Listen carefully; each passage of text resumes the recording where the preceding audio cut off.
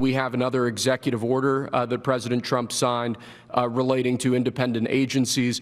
This executive order would establish important oversight functions in the Office of Management and Budget and its subsidiary office, OIRA, supervising independent agencies and many of their actions, and also reestablishes the longstanding norm that only the President or the Attorney General can speak for the United States when stating an opinion as to what the law is. Thank you very much, Will. That was the primary purpose of this conference. Well, there it is.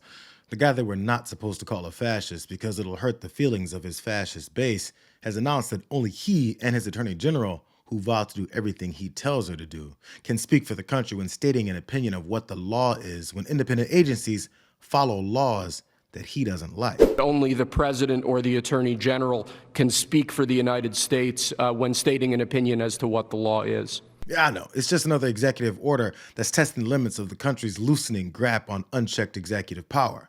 But if you pay attention, he's vowing to do what he promised, which is to overrule the independence of agencies like the FEC, the FTC, and the FCC. They'd have to be vetted by Russ Vought, the head of the Office of Management and Budget, to make sure whatever they do is what Trump and his unelected oligarch Elon Musk want them to do. They don't care that it overrides congressional rules that gave those agencies independence from the White House.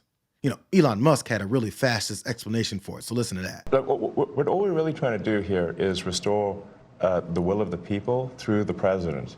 And what we're finding is that there's an unelected bureaucracy. Speaking of unelected, there's a vast federal bureaucracy that is implacably opposed to the president and the cabinet. And you look at, say, DC voting, it's 92% Kamala. Okay, so we're 92% Kamala. That's a lot. They don't like me here either. I think about that number a lot. I'm like 92%. That's basically almost everyone. Yeah. And so, but how can you, if the will of the president is not implemented, and the president is representative of the people, that means the will of the people is not being implemented. And that means we don't live in a democracy, we live in a bureaucracy. And so I think what we're seeing here is the thrashing of the bureaucracy as we try to restore democracy and the will of the people. Is this making sense? I mean, no, of course it does. I mean, to me. Yes, it's making perfect sense. It's just un-American. You, the guy that no one elected, is basically claiming that since just over half the country voted for Donald Trump, anything he says and does, which you dictate, is automatically the will of the people. And any balance of power from our co-equal branches of government that is established by our Constitution doesn't matter if it doesn't suit your objectives. You know, fascists say things like, my will is the will of the people, as the people loudly and definitively reject your will. You know, even the MAGA voters that were fooled by his incessant lies voted for things that he no longer gives a damn about. Yeah. And inflation is back. I'm only here for 2.5 weeks. That was January. Inflation is back. No, think of it. Inflation's back. And they said, oh, Trump, inflation. I had nothing to do with it. These people have run the country. They spent money like nobody's ever spent. Quick fact on that spending lie.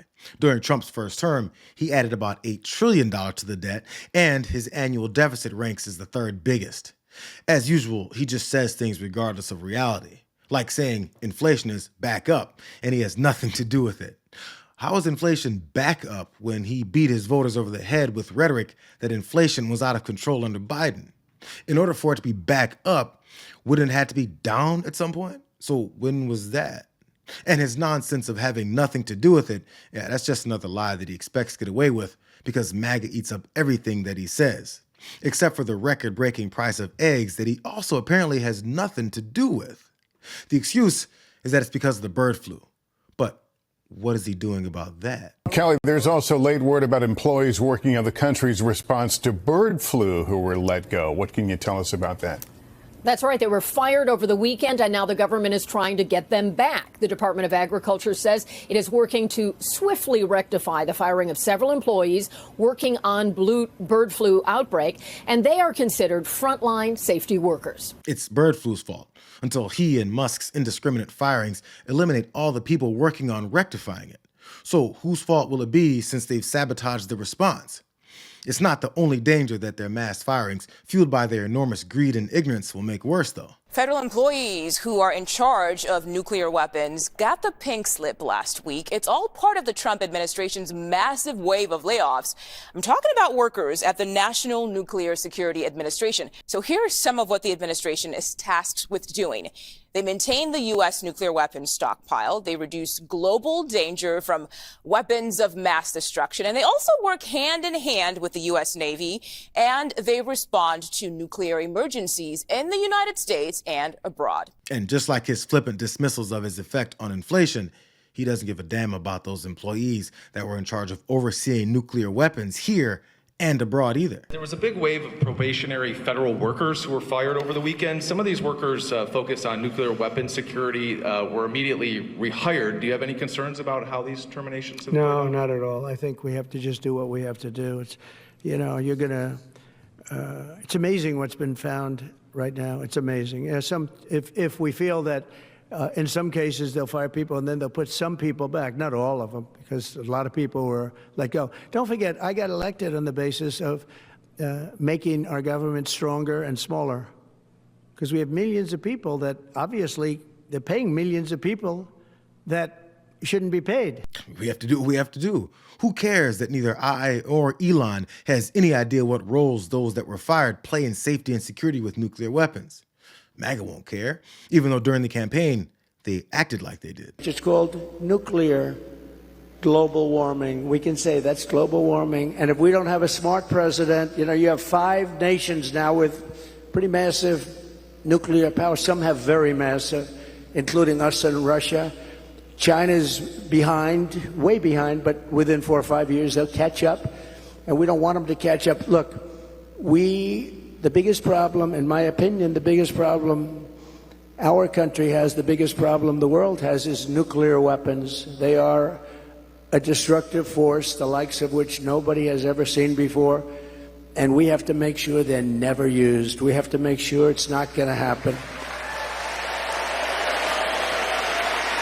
You're exactly right. Okay, so was he lying then or is he lying now? Who cares? Elon is holding his hand in interviews with Sean Hannity, where he justifies authoritarianism while he raids our treasury to give lazy billionaires and corporations more money. Mr. President, given your concerns about corruption, you said that if there were any conflicts of interest with Elon Musk, you wouldn't let him anywhere near it. That's right. Doge and SpaceX employees are now working directly at the Federal Aviation Administration and the Defense Department, agencies that have billions of dollars in contracts with Musk's companies or that directly regulate his companies.